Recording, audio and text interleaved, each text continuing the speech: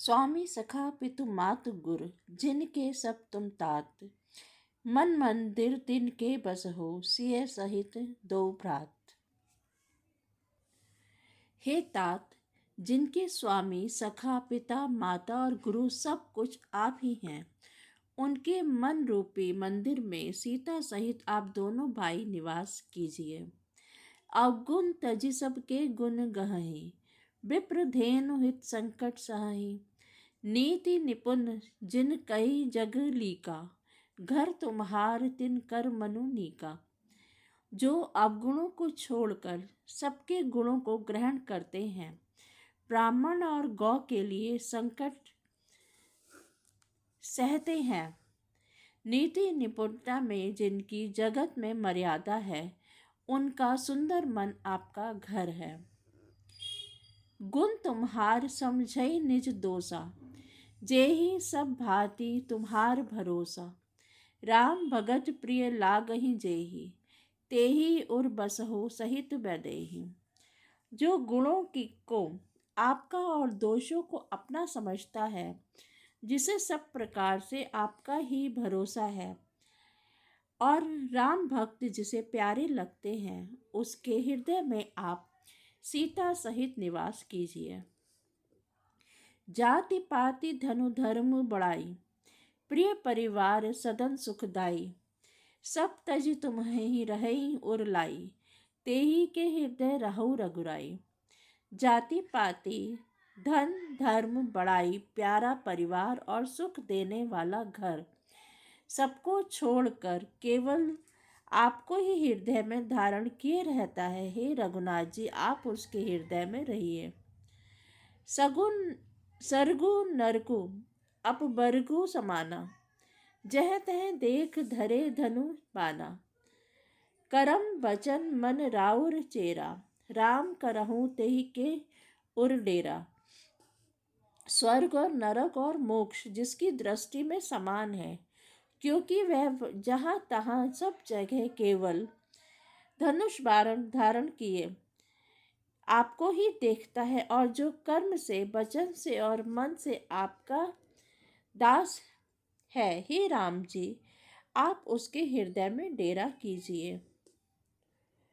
जाहि न चाहिए कबहु कछु तुम सन सहज सनेहु, बसहु निरंतर तासु मन सो राउर निज गेहू। जिसको कभी कुछ भी नहीं चाहिए और जिसका आपसे स्वाभाविक प्रेम है, आप उसके मन में निरंतर निवास कीजिए। वह आपका अपना घर है। एहि विधि मुनिबर भवन दिखाई, बचन सब प्रेम राम मन भाए। कह मुनि सुनहु भानुकुल नायक, आश्रम कहु समय सुखदायक। इस प्रकार मुनि श्रेष्ठ वाल्मीकि जी ने श्री रामचंद्र जी को घर दिखाए। उनके प्रेम पूर्ण वचन श्री राम जी के मन को अच्छे लगे। फिर मुनि ने कहा, हे सूर्यकुल के स्वामी, सुनिए, अब मैं इस समय के लिए सुखदायक आश्रम कहता हूँ। चित्रकूट गिरि करहु निवासु, तह तुम्हार सब भांति सुपासु। सैलु सुहावन कानन चारु, करी के हरि मृत बिहग बिहारू। आप चित्रकूट पर्वत पर निवास कीजिए। वहाँ आपके लिए सब प्रकार की सुविधा है। सुहावना पर्वत है, सुंदर वन है। वह हाथी, सिंह, हिरण और पक्षियों का विहार स्थल है। नदी पुनीत पुराण बखानी, अति प्रिया निज ताप बल आनी। सुरसरी धार नाव मंदाकिनी, जो सब पातक पोतक डाकिनी। वह पवित्र नदी है जिसकी पुराणों ने प्रशंसा की है, और जिसको अत्रि ऋषि की पत्नी अनसुईया जी अपने तपोबल से लाई थी। वह गंगा जी की धारा है, उसका मंदाकिनी नाम है। वह सब पाप रूपी बालकों को खा डालने के लिए डाकिनी रूप है। अत्रि आदि मुनिबर बहु बसहि, करही जोग जप तप तन कसही। चलहूँ सफल श्रम सब कर करहूँ, राम देहु गौरव गिरि बरहूँ। अत्रि आदि बहुत से श्रेष्ठ मुनि वहाँ निवास करते हैं, जो योग जप और तप करते हुए शरीर को कसते हैं। हे राम जी, चलिए सबसे के परिश्रम को सफल कीजिए और पर्वत श्रेष्ठ चित्रकूट को भी गौरव दीजिए। चित्रकूट महिमा अमित कही महामुनि गाई, आई नहाय सरित बर सिय समेत दो भाई। महामुनि वाल्मीकि जी ने चित्रकूट की अपरिमित महिमा बखान की। तब सीता जी सहित दोनों भाइयों ने आकर श्रेष्ठ नदी मंदाकिनी में स्नान किया।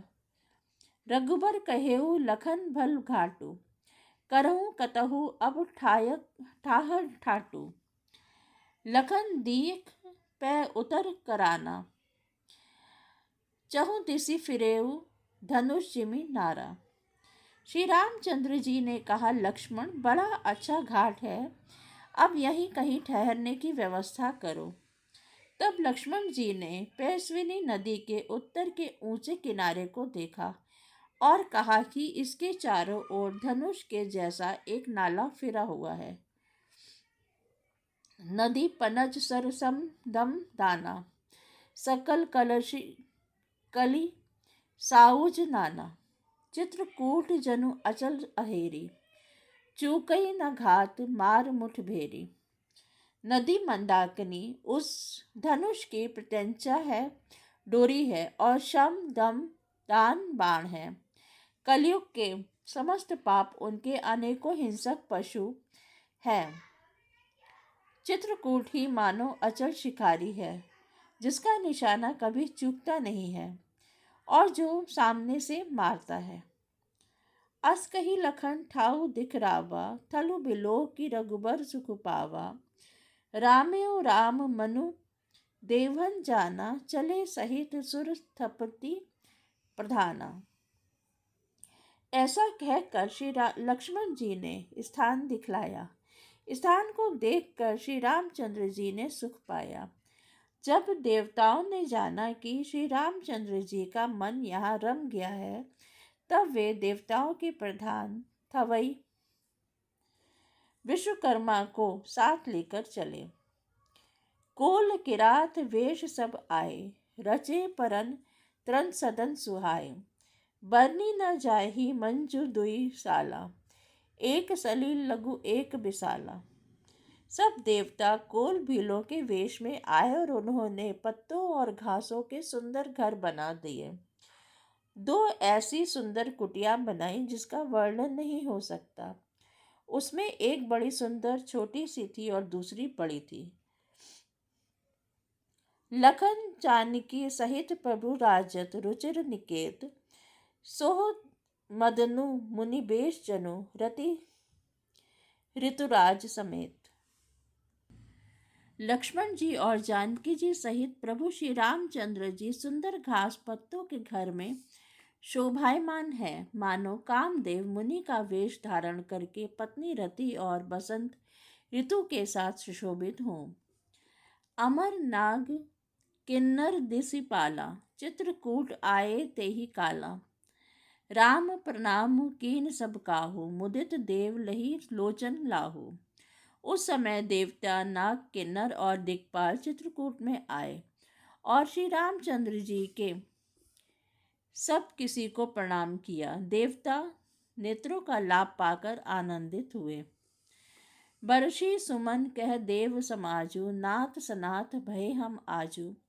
करी बिनती दुख दुसह सुनाए, हर्षित निज निज सदन सिधाए। फूलों की वर्षा करके देव समाज ने कहा, हे नाथ, आज आपका दर्शन पाकर हम सनाथ हो गए। फिर विनती करके उन्होंने अपने दुसह दुख सुनाए और दुखों का नाश आश्वासन पाकर हर्षित होकर अपने अपने स्थानों को चले गए। चित्रकूट रघुनंदन छाए, समाचार सुनी सुनी मुनि आए।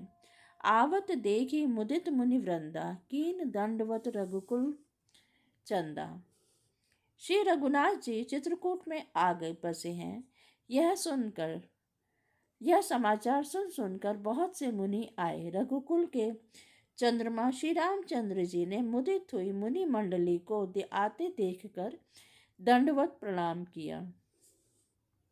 मुनि रघुबर ही लाई और लेही, सुफल होन हित आशीष देही। सिय सौमित्री राम छवि देखी, साधन सकल सफल करी लेही कही। मुनिगण श्री रामचंद्र जी को हृदय से लगा लेते हैं और सफल होने के लिए आशीर्वाद देते हैं। श्री सीता जी, लक्ष्मण जी और श्री रामचंद्र जी की छवि देखते हैं और अपने सारे साधनों को सफल हुआ समझते हैं। जय श्री राम।